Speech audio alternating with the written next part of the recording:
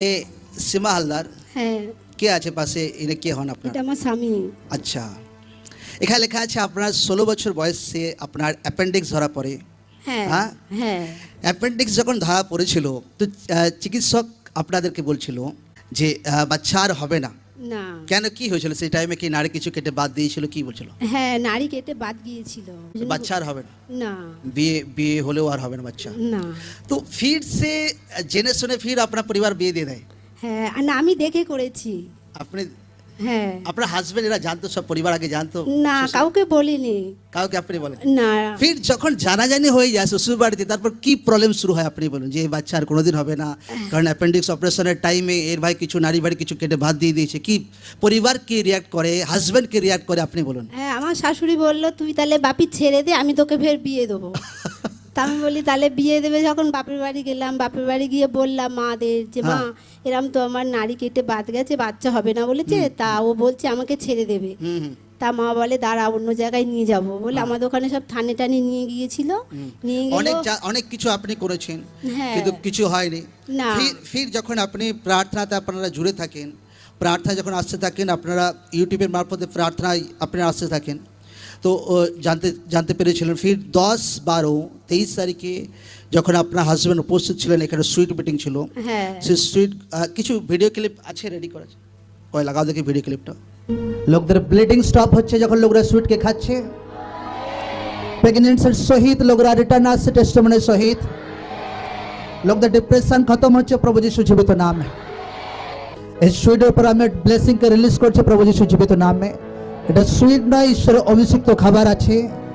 এই খাবারকে প্রভু যিশুর রক্ততে কভার করছি, ওয়ার্ড রিলিজ করছি, এটা আপনাকে ব্লেস করছে। এই সুইট ওয়ার্ড রিলিজ করছি, হার তরকে তিক্ততা আপনার জীবন থেকে খতম হচ্ছে। Thank you Jesus. সকলে লোকরা ধন্যবাদ দিয়ে অভিষিক্ত সুইটকে গ্রহণ করুক আর ব্লেসিংকে রিসিভ করুক। ঈশ্বর নামে জোর সে তারিফ হোক সকলে একবার। ফির সেদিন যখন সুইট মিটিং ছিল, আপনার হাজব্যান্ড সুইট গ্রহণ নেন হাতে, ফির সে সুইট আপনার জন্য বাড়িতে আপনার নিয়ে যান, ফির সে সুইট আপনিও গ্রহণ করেন প্রভু যিশুর নামে বিশ্বাস সহকারে। হ্যাঁ ফির আপনি সুইট গ্রহণ করার পর কতদিন পর আপনি রিপোর্ট করেছিলেন? 2 মাস পরে। আপনি কি হিসাবে আপনি সেই সুইট গ্রহণ করেছিলেন? আমি বিশ্বাস করেছিলাম আমার যা স্বামী বাচ্চার বলে- আশীর্বাদ আসুক। হ্যাঁ ফির আমার বর বলে এটা খেয়ে দেখো সীমা তোমার। আপনার এর আগে একদিনও রিপোর্ট কিছু প্রেগনেন্সি কিছু রিপোর্ট এসেছিল পজিটিভ, একদিনও বাচ্চা এসেছিল পেটে, এরকম কিছু কোনোদিন হয়েছিল? না কোনোদিন হয়নি? না। এটা বিয়ে কতদিন হয়েছিল আপনার? আমার বিয়ে হয়েছে আজ 8 বছর। একবারও প্রেগনেন্সি আসেনি? না এমন একবারও হয়নি যে আপনার রিপোর্ট পজিটিভ এসেছে, না। যে 2 মাস 3 মাস থেকে কিছু মিসক্যারেজ হয়ে গেছে, কোনোদিন কিচ্ছু হয়নি? না। ফির আপনি বিশ্বাস সহকারে সে অভিষিক্ত সুইটকে গ্রহণ করেন, হ্যাঁ ফির কতদিন পর আপনি রিপোর্ট করান? 2 মাস পরে ফির রিপোর্টে কি বলে? রিপোর্টে বললো যে পেটে বেবি এসেছে। ও ঈশ্বর নামে জোর সে তারিফ করি সকলে। যখন ফার্স্ট টাইম আপনি রিপোর্ট পজিটিভ দেখেন, আপনার কি মনে হয়? আপনার আমার খুব আনন্দ হচ্ছিল। হ্যাঁ, আপনার শখ লাগছিল না সেটা? হ্যাঁ হ্যাঁ, খুব ভালো আচম্বিত লাগছিল না?